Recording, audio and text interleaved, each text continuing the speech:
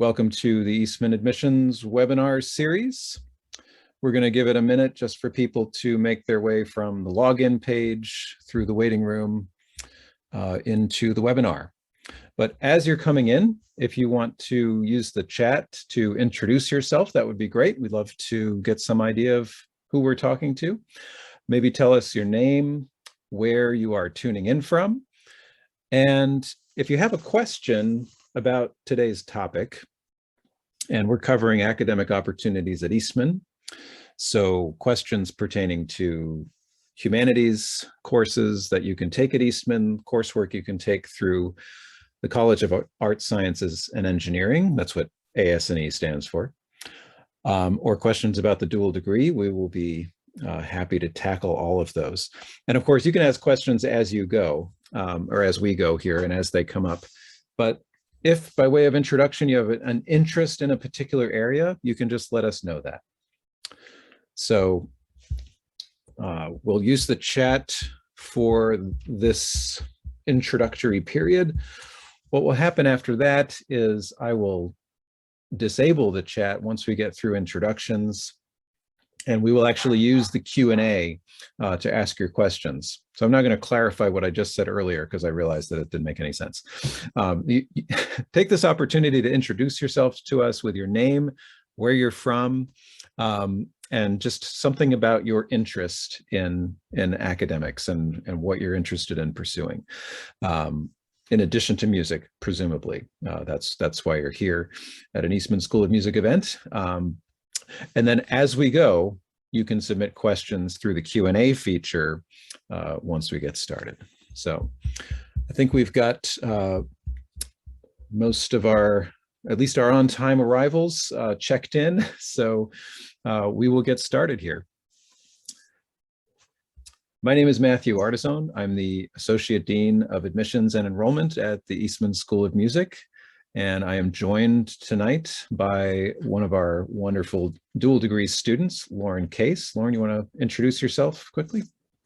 Absolutely. My name is Lauren. I am currently a senior here at Eastman, and I'm studying vocal performance and neuroscience. Excellent. And it's great to see people signing in from all across the country. That's wonderful. We do these at 8 p.m., hoping to catch the whole time frame all the way over to the West Coast. So glad everybody could make it. So I'll let the introductions continue for a few minutes, and then again, I'll be turning the chat off. We'll switch over to the Q&A for any of your actual questions as we go. But to get us started, I'm going to just do some general background information that everybody should know about the Eastman School of Music before we dive into some of the specifics of the academic opportunities. Eastman is located in Rochester, New York, in Western New York State. And as you see there on the map up on the left, we're a bit closer to Toronto than we are to New York City. And just around, can't go across really, but just around Lake Ontario, and you're about 3 hours from Toronto. Underneath the map, you see an aerial image of Rochester over the river campus of the University of Rochester, so-called for the Genesee River that runs through campus and up to Ontario. And yes, it's important to note that the Genesee flows northward, counterintuitively, I suppose. What you see in the image is the downtown area there with the tall buildings. That is actually where the Eastman School of Music is located. Here's kind of a cool night shot of that downtown area with the Eastman facade over here on the left. And if you're standing across the street from the Eastman School, that's the main view of the school. What you can see there is the original building from 1921. So yes, we are in our centennial year right now. It's very exciting. But you can also see a newer looking addition that was added to the school in 2010 with a new recital hall, rehearsal space, and some additional faculty studios over there. Some quick facts about the school. We have an undergraduate program of about 500 students, another roughly 275, 280 graduate students at any time. About 25% of our student body is international.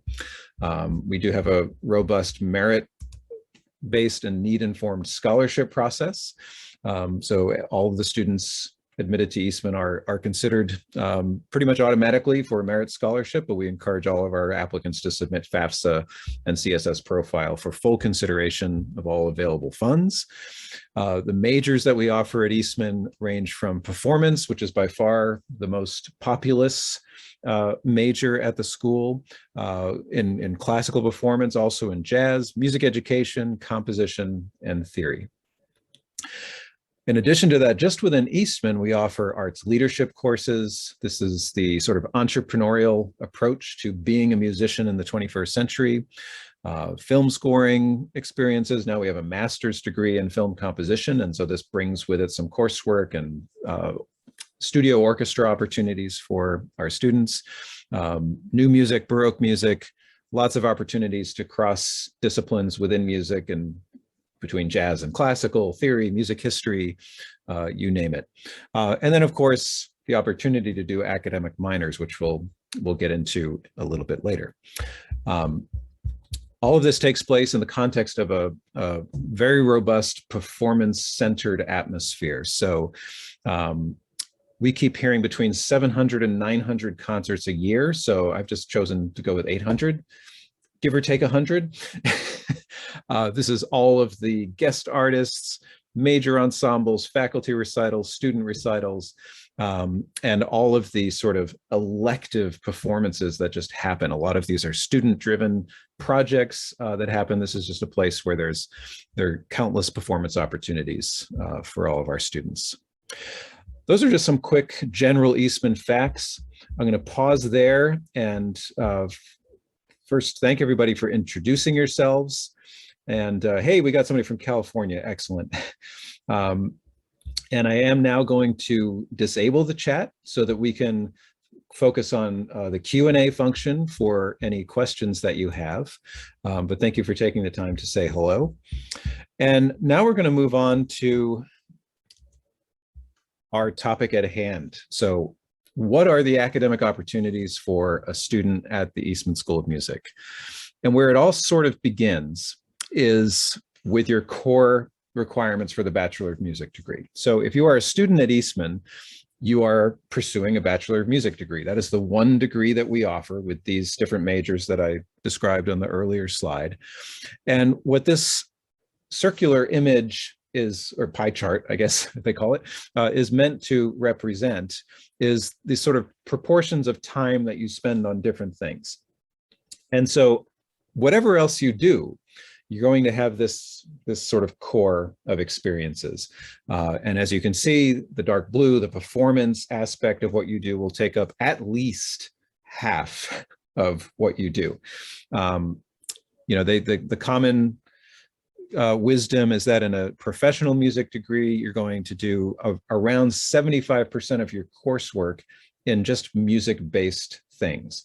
So that will include performance, but it will also include music coursework. So this is the yellow portion of your circle, and that's where you start to see it really with the blue taking up most of what you do. Music history, keyboard skills, theory, oral and written theory, electives in music. You know, you have to do a senior recital, you have to do a certain amount of chamber music depending on your instrument major, opera workshop if you're a singer, all of those things that go towards your professional music study.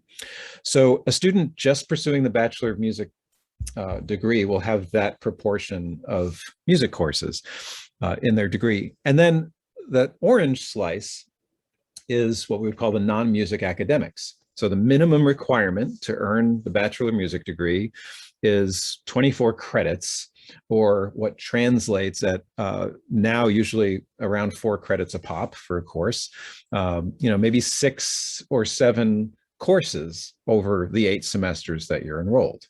You take a first-year writing course, regardless, whether you're a student at the college or a student at Eastman, that's a requirement university-wide. And beyond that, an Eastman student can do whatever they want, essentially, as long as it meets the academic threshold of being a humanities course at Eastman or an academic credit-bearing course at the College of Arts, Sciences, and Engineering. So My guess is that most of you are not on this webinar about academic opportunities because you're interested in doing the absolute minimum required of you to get your degree. So we're now quickly going to move on and say, well, what if around this circle you wanted to expand and do other things? And that's where we get into the other options that students have. You can take classes at the College of Art Sciences and Engineering. You can develop that into an academic minor, and you can go as far as to add a dual degree. So those are the sort of 4 levels that we're gonna delve into here as we go. So the first one is just what you can do through Eastman without leaving our downtown campus and without even going over to the river campus. We're designed this way so that you can meet all of your degree requirements on the Eastman campus. Some of our students do want to have that sort of more maybe conservatory model experience to their study. Now, Lauren is a vocal major. And so Lauren, why don't you tell us a bit about what you do within the humanities department at Eastman? Yeah, absolutely. So part of the vocal major curriculum is taking 2 semesters each of Italian, German, and French, and those will actually count as your humanities credits if you would like them to. So you don't have to take another humanities outside of those until, I guess, your senior year to finish filling those out. But those are already built into your degree program, which is pretty neat. Right. And as a dual degree student, how do those credits help you? Do they help you, or are they just extra courses that you have to take in addition to your did you mention your major, by the way? Yes, neuroscience. Neuroscience, yeah. I For didn't me, want to they like drop that on everybody if you hadn't prepared them for that. right. For me, they really don't carry over to my neuroscience degree. There's not a spot that they would be able to fill up. Most of those credits are more focused on labs or more science-based academics. And I don't know if you want to go into the cluster program at all, but that's filled up by other things and not my language requirements. So.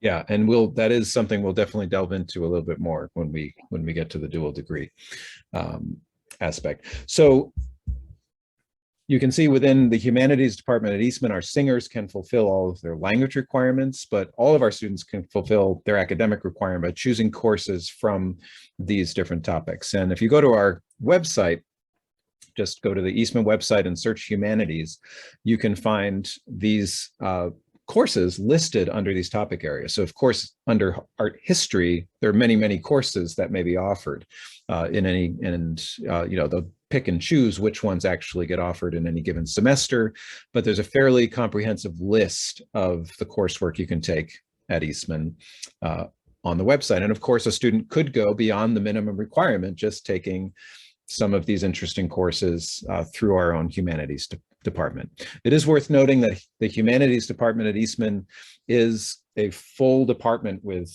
full-time, PhD-bearing faculty members whose main job in life is to teach humanities at Eastman. And so they design these courses with our students in mind. And oftentimes you'll see that there are subjects that tie in with a musical context for understanding the music that you're learning about in the context of history, in the context of literature, in the context of film studies, these sorts of things.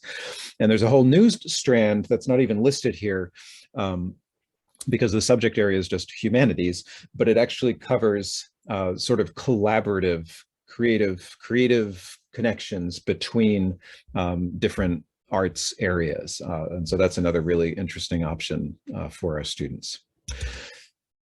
So the next sort of level that you could embark upon would be to, let's say your intellectual curiosity is not satisfied through that nice but not unlimited range of offerings just within the Eastman School. So as an Eastman student, somebody, again, who has just applied to Eastman, has been admitted to the Bachelor of Music program, has not been admitted to the college, you are still a University of Rochester student. And you can take, because Eastman is part of the University of Rochester, right? And you can take classes through the Art Sciences and Engineering catalog. So there's no application needed. You just go to the catalog each semester as you're registering for courses. You have to look at your schedule and see, when does choir meet, when does orchestra meet, whatever your major ensemble is, work around that. When's your theory class? And just find a class that's going to fit your schedule, that's interesting to you, and you just go ahead and register, right? Assuming all prereqs have been met and all of those things that any student, college student, has to think about when they register. You can do this in what I like to call the buffet style. Little of this, little of that. You want to try some history, try some Russian, try some audio engineering, I don't know, and just pick and choose, or you really want to focus in a particular topic area. And that's where it can pretty easily evolve into developing a minor. Again, you can earn a minor that will show up on your transcript as a minor in this subject without any additional application process in order to do that. And roughly, this number fluctuates a lot, but more than half of our students are at any given time taking maybe even just a class. You're doing anything from taking, a class in art sciences and engineering to developing a minor, right? In other words, everything short of actually being a dual degree student. And so the next slide just, whoops. I'm so sorry. I'm sitting here advancing slides on my my own view of the slideshow, and you can't see them. So now I'm behind. So this was the slide that listed the subject areas taught in the humanities department at Eastman. I'll leave that up for a quick second for you to absorb that. And this is what I was just talking about. So now we're up to speed. Okay, so from there, I was going to show you, this is maybe going to be a little bit small for your screens depending on your device, but this is easily searchable on the rochester.edu website. This is just a list of all of the subject areas in which you can pursue a minor or a major. And so now we're heading into the crossover between minors and majors. So if you are an Eastman only student and you want to see which minors are available to you, this is a great place to sort through and see that. But if you're also interested in pursuing a dual degree, this is also a place where you can go and see, well, does Rochester offer the subject area that I want to study in addition to music? So I'll leave that up for a second so everybody can check that out. But, basically, it's not everything you could ever want to study, but it is a very lengthy list. I might make a comment real quick. So within this list, you'll see things that are just like general, like biology. And underneath that, there are specific tracks you can also do a more focused study in, if that makes sense. So the biology major that you see there has about 6 or 7 different tracks that you can focus on. So technically I'm majoring in biology with the neuroscience track. But so that means there's even more options than you see right here. Great. Yes, thank you. Exactly. So there are some questions coming in. A lot of them have to do with dual degree, and we are about to embark on the dual degree portion of the presentation. So I'll save those until we get through there. There is one about the humanities offerings at Eastman. Specifically, are we offering classes in sociology? So that's not a particular subject area in which we have, a professor on staff who offers courses in that topic, but certainly something that you would be able to pursue through the college. So with that, we're going to dive into the realm of dual degree. So now we're talking about earning both the Bachelor of Music at Eastman. So you are a music major, right? You auditioned for Eastman to get in. You have been admitted to the Eastman School, but you have also applied to the College of Art Sciences and Engineering and been admitted in order to study something completely different over at the college. Right now, out of those 500 plus students that we have enrolled, we have about 86 dual degree students. So roughly 20% or so of the students at Eastman are enrolled in the dual degree program. So it's a thing that happens. And some of these students, and we'll talk about application process in a second, but some of these students came in, like Lauren, doing this from the beginning, having been admitted to both schools.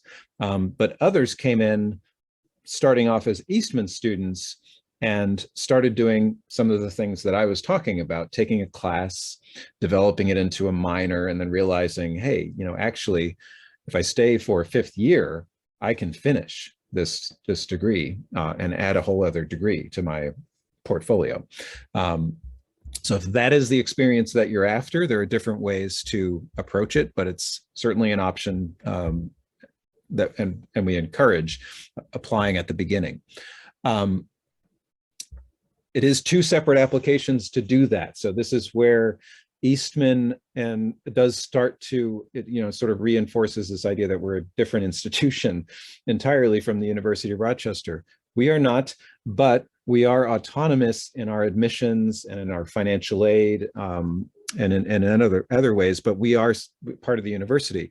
But that said, it's a separate application for Eastman than applying to the university. So whereas a lot of university-based music schools will have you apply through the undergraduate admissions office for the university, it doesn't work that way here. So you would apply through them for your college application on the Common App, the Coalition app. They have a number of different ways you can do that. But you need to go to the Eastman website and fill out the Eastman application form in order to apply for and be considered for Eastman. So you do these two separate applications, two different sets of recommendations. You send transcripts to each school separately. We even have different test score codes. If you're doing test scores, which now are optional, standardized test scores are optional on both campuses. We do both still require English language proficiency tests for our non-native English speakers. Those test scores or test codes are different for the TOEFL exam, for example. And then you receive separate decisions from each school. So students admitted to both campuses will get their financial aid from Eastman, will generally live on the Eastman campus. That's just the way it just works better with your schedule. You're going to wake up in the morning, go across the street to your theory class, probably at like 8:30 in the morning, first year, sorry, and then be there late at night for a rehearsal or something, and then you just go back right across the street to our student living center right across from the school. And then we, of course, since I pointed out, are on a separate campus, we do run a shuttle back and forth between the campuses. So I want to maybe pause there, and we've had some questions about the dual degree. So I'm gonna play moderator at this point. And Lauren, I might put you on the spot for a couple of these, but let's start with this first one. So let's see, this person is saying if they wanted to double major in both music performance and a regular academic major, i.e. medicine or computer science, I would have to go between the Rochester campus and Eastman to do both. So I think we're talking here about transportation between campuses. So you want to talk about how that works? Yeah, absolutely.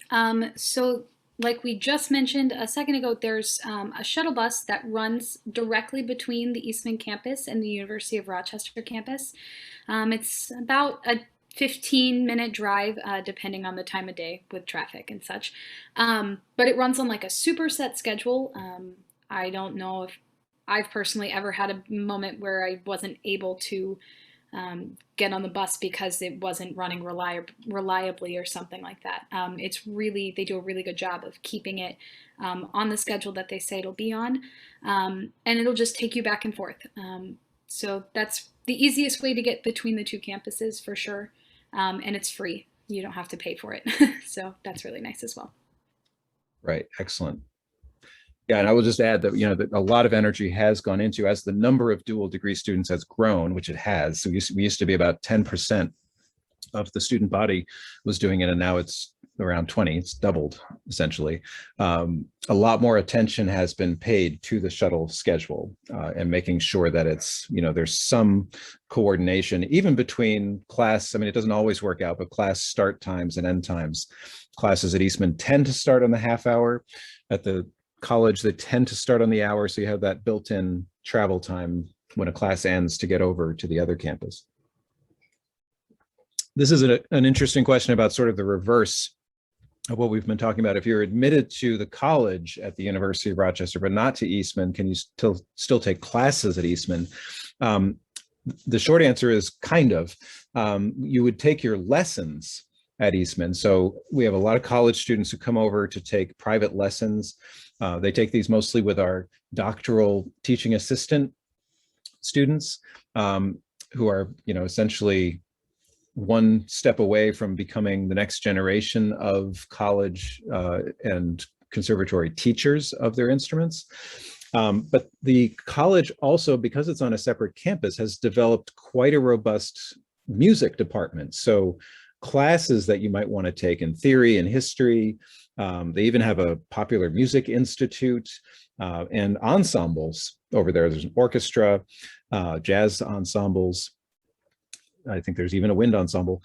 You can participate through the college music department and those things. For singers, the Eastman Rochester Chorus is one example of a combined ensemble that really does have both Eastman students, River Campus students, and I say River Campus now because it's not just the college, but it might be somebody from the School of Nursing or the School of Education that wants to sing in the chorus, and even some community members. And that, so that's the big chorus that will do, the big works, choral works and works with orchestra, that sort of thing. So let's see, now there's a question about if a student is pursuing a dual degree, but discovers they have a particular passion for one or the other of the degree paths, how easy is it to drop one and prioritize effort to the other? Yeah, so this happens, right? Because our students come in and they're, mostly starting off when they're 18 years old, and believe it or not, they, don't have everything figured out yet as far as what they want to do with their lives. So we do occasionally see that a student wants to drop one or the other. I mean, statistically, we most often see, because the students that we admit to Eastman have been so focused on music, maybe in many cases in addition to another academic area, that it's not the music part that they wind up dropping. That happens very rarely. And so, yeah, it's certainly possible to drop the college degree. Some might say it's easier than adding it. It's just a matter of talking to your advisor and making that decision, getting the signatures. And some of those students realize that, maybe it's not the degree that I need. What I really just wanted to be able to do was take those classes. And so I still have access to do that. I can still take those classes. I just don't have to take as many of them. And I don't have to have all of the other requirements of the full requirements for the Bachelor of Arts degree or Bachelor of Science degree, whatever it is that you're following. But I can still do it. So hopefully that helps with that. That does bring up, as I talk about like requirements for the academic degrees, if you want to call it that.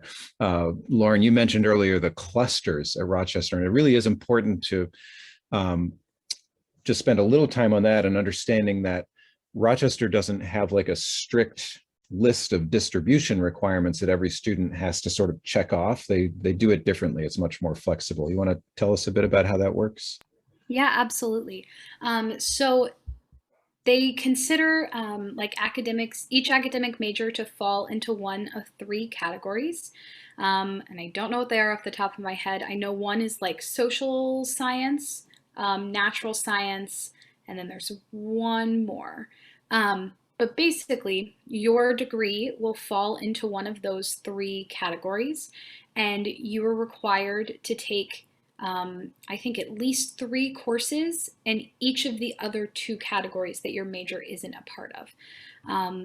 For those who are planning on doing a natural science, so biology, chemistry, things where you're going to have a lot of those lab type courses.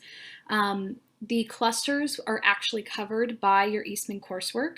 So your music theory classes will count for one of them, and your music history classes will count for the other. Although I do think if you're majoring in something that is not one of the natural science majors, you'll have to fill the natural science cluster at the University of Rochester because those types of courses aren't offered at Eastman and aren't typically covered by your coursework. This is really just their way of doing like general education requirements that you might see at other schools. And it's designed to help students at the College of Arts, Science and Engineering build in minors if they would like to, because you're already taking a select number of courses that are focused around the same idea and things like that. It's kind of a confusing concept at first, but it makes sense.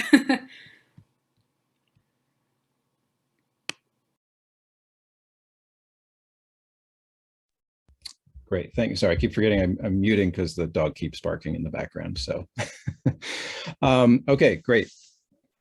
There are lots of good questions. This is excellent. So bear with me as I sort through them here.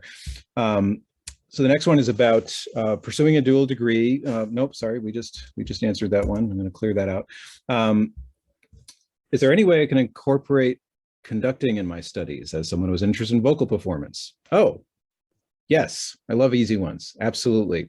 So we offer conducting at the graduate level as a major, but we've had many students who have developed a strong interest in conducting as undergraduate students. And because we have both the graduate conducting program and the music education program, there's coursework starting with beginning conducting, which all of the music education students have to take, but other students can take as an elective, and then intermediate conducting, and then advanced conducting, all offered as coursework, where, you know, in order to take advanced conducting, you do need the permission of the instructor, but yes is the short answer. So there are classes you can take, and then just being in an environment where conducting is being taught, you know, you would go to rehearsals and you would just take advantage of the fact that you could watch the conducting faculty work with the conducting students, hear how they are critiqued, you know, show up for the rehearsal with score in hand and take your notes, and definitely a place where you can immerse yourself in conducting. We've had a number of students, you know, majoring in whatever performance on their instrument, who have then gone on to do their master's degree in conducting, and they've been able to get the experience needed and make the video, the all-important audition video, through, if you remember the previous slide, and those however many hundreds of performances are happening every year, a lot of those again are student-driven projects, and you know, a group of students is going to get together to do something and need somebody to conduct them, and you could be that person. So that's generally how that works. There's also specifically a student-run group of American Choral Directors Association, and it's kind of run by a lot of the graduate choral conductors, but a lot of undergrads take part in it, and you get to do conducting experience just kind of as an extracurricular activity for fun. So that's another option there. Great. So here's a question about auditioning for Eastman after being admitted into the college at Rochester, which we haven't talked about so much. I was talking about an Eastman student being able to add on the courses, which frankly is a much more straightforward pathway of, you know, find the course, fit it into your schedule, register, show up, do well. You know, if you have good academic standing and you've taken a certain number of college courses and you want to add the degree, it's, you know, it's really like getting your advisor's signature at that point. Whereas if you are admitted into the college and you want to get a degree from Eastman, you still do have to go through the whole audition process and apply to Eastman, really as if you're a transfer student, but you're not transferring, you're adding it on from the college. And the trick there is to, to do it early enough that you can still fit within the 5-year plan, assuming that's your plan. Meaning, you figure this out in your first year and you're auditioning in the spring of your first year to add on the Eastman degree in your second year, because you're probably at that point likely to be admitted as a first-year student at Eastman, even though you're in your second year at the college. That's all dependent on, the strength of the audition and where the faculty hear you, class standing wise. And then there's, the theory placement test that determines how many semesters of theory you would then have to take. Obviously, you would be ahead of the game with academic requirements. So you wouldn't have to worry about that so much. That is a more rare scenario, to be very honest about it. I think primarily just because, the students that if you're thinking seriously about going to a professional degree in music, and you don't get into Eastman, let's say you applied to both and you didn't get into Eastman, but you got into the college, what I see a lot of those students do is just decide to enroll at another school that did admit them into a professional music degree. But there are exceptions to that. So that is how that would work. This is a question about advising, essentially. Like, does the student have to check with their professor before adding a second major or adding a minor if studying as an Eastman student? And really the answer here is no. Now, I'll hasten to add that your professor is also technically your advisor, and it is good for them to know what you're doing. Ultimately, though, they are really focused on advising you within their major, and they don't generally. And this is not what we hired them to do. We hired them to teach you to sing, or teach you to play the violin. And they're really good at advising you within that major. So we do have an academic affairs office that will advise you. Our Associate Dean of Academic Affairs, Dr. John Hain, is the advisor for all of our dual degree students. But he, of course, will talk to any student who knocks on his door or sends him an email. And that's a great source for talking through, like, what would this look like, and when should I do it, and what are the requirements and all of that. So this is a very specific question about the shuttle ride. Did you mention, Lauren, how long it is? Yeah, it's typically about 15 minutes. They have them scheduled out for 20 just in case of traffic, but you can almost always count on it to get there in 15 unless it's super snowy. Then it'll probably take all 20. Right. Yes, we get snow. We generally tend to just push it out of the way and keep on going. So our academic and musical pursuits are generally unthwarted by the weather. And I will say, tonight I'm indoors, but I could be outdoors. It's like 50 degrees or something. Last night it was 60 degrees, and I was doing one of these webinars on my back porch in November in Rochester. So there you go. This is a question about music therapy, which we actually don't offer at Eastman or the U of R. But again, I have to hasten to say, there is a very strong brain and cognitive science program at the college, and there is a strong relationship between that department and the music theory department at Eastman, including with coursework in music cognition.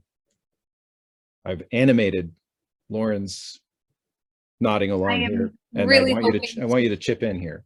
Oh, I haven't gotten to take any, but I'm really hoping to take Music in the Mind next semester, which is all about, it's basically, it can count as one of your upper elective courses for Eastman, but it's also taught through the Brain and Cognitive Sciences department at the University of Rochester. And it's just all about the connection between the brain and music and everything I'm doing. So I really hope to take that class. Yeah, so to be clear, this would not result in the certification required to practice music therapy in a hospital or a nursing home. But basically a lot of coursework related to it. So if you're interested in that professional credential, we couldn't recommend the program for you, but that is there for the student interested in music and psychology and how the brain works and all of that. Let's see. Let's talk about time conflicts between labs for a science major and Eastman courses. This is a good question. So generally speaking, and I'm going to let Lauren speak specifically about this, but generally speaking, if your major is in the liberal arts, political science, humanities, English, whatever, you have a lot of options for taking those courses and meeting your requirements for the degree. So you can schedule around the things in your Eastman curriculum that are really immovable. Like I mentioned, orchestra meets when it meets. There's not another section of orchestra that you can sign up for. So Monday, Wednesday, Friday, 1:30 to 3:30 in your first 2 years at least, that's when that's blocked out on your schedule, and you got to work around it. In the sciences, it can be trickier, but there are ways around it sometimes. Lauren, what's your experience been there? Yeah, absolutely. I mean, the biggest conflict that I have found my first year is that you've got your theory and oral skills requirements, which tend to be at the same time as a lot of the beginning biology courses in particular. But what you can do is you can take other courses that would fill things up. So I got through all of my calculus requirements, I got through my statistics requirements, I got through some writing requirements, chemistry, and just kind of worked what I could in when I could. And you'll be able to eventually get them all in. It just may not be on the most typical timeline. But you've also got multiple advisors who are there who can help you pinpoint things. So Dean Ardizzone said, Dean Hain is one of your advisors as a dual degree student, but you also have an advisor on the River campus who is specifically working with dual degree students, and you also have your professor for your instrument who is working with you. So you have a lot of people who can help you kind of piece the puzzle together. It's really just about fitting things in where you can, and you'll be able to get them all done. It just may not be the most straightforward timeline on which classes go when. Great. So yeah, so that was great because that touched on an important element of advising that I wanted to make sure we cover. So thank you for that, Lauren. I mean, it's just really, you're robustly advised, and this is sometimes where the problem solving happens, is at the advisor level, right? Still the student's responsibility to go and say, hey, I'm trying to do this, but this is conflicting, but how do I make this work? And they're the ones who are going to sort of pull the strings. And once you get even farther into a specific major, I think you can declare at the end of your sophomore year. Some departments even have another advisor for you to go to. So I just found out that there's another advisor, and she basically helped me schedule out my entire rest of my degree plan for neuroscience. So just depending on the department, you might get even more people there to help. Right. Okay, so here's a question about doing music composition at Eastman and nursing at U of R at the same time. Wow, that's a new one. That's the first time I've not immediately known what the answer to the to the question is. We have not had this before, and I think it's just safe to say for now that does not exist as a dual program. We just have not had students enrolled in both of those programs at the same time. So this is from an anonymous attendee, so I can't follow up with an email, but if you want to, we're going to end on a slide with contact information. If you want to send an email reminding me of this question, I can dig into it a little bit more for you, but that is the short answer that I can give you now, although it sounds really interesting. And let's see, so other questions about the whole, if I'm at the college but not in a degree program at Eastman, what can I do through Eastman?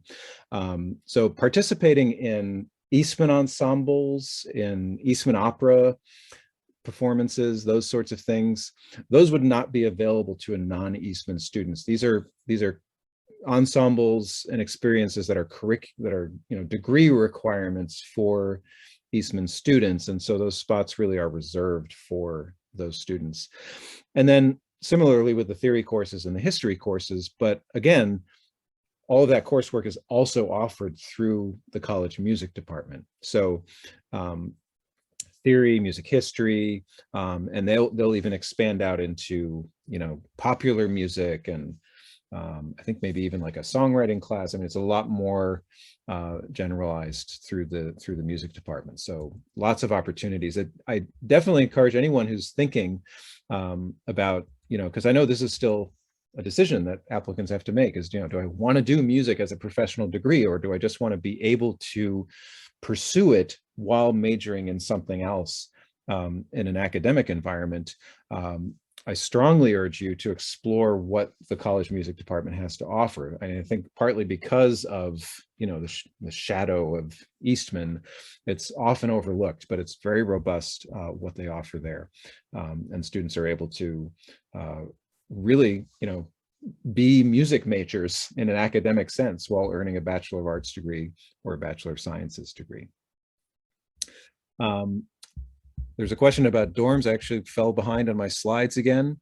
So I'm going to quickly pull up a picture of the dorms outside the Eastman building. This is the Eastman Student Living Center.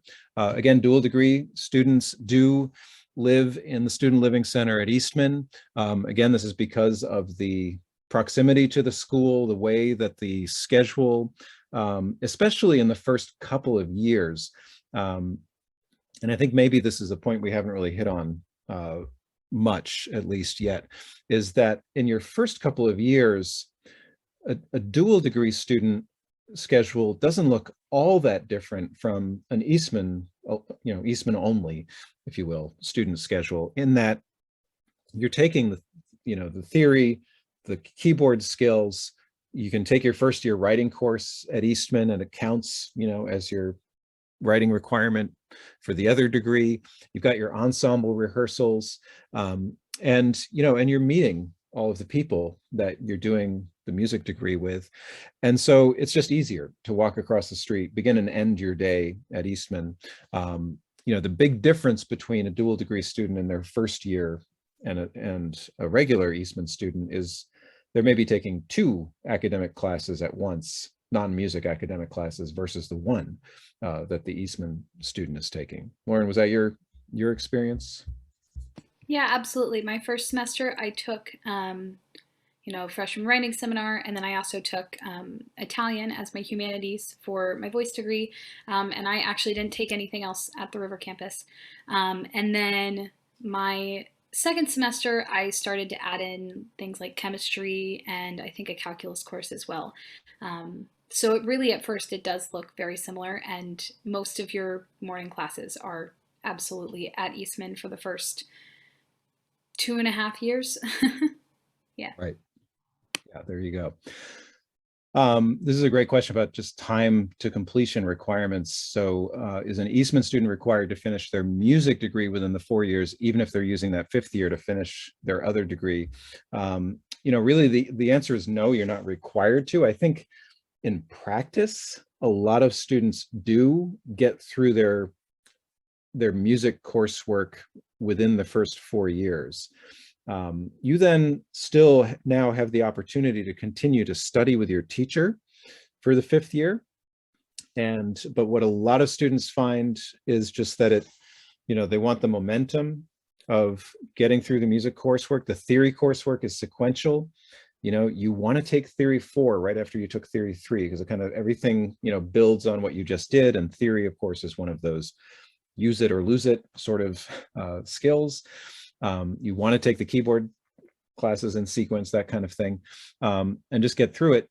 And then, one of the big questions I think becomes, when will I do my senior recital? And that's where a dual degree student actually maybe has a little more flexibility to stretch out and think about doing it at the end, in their 8th semester, or maybe in their 9th semester, when they're really just taking mostly academic classes to finish up their college degree, but they're still able to take lessons.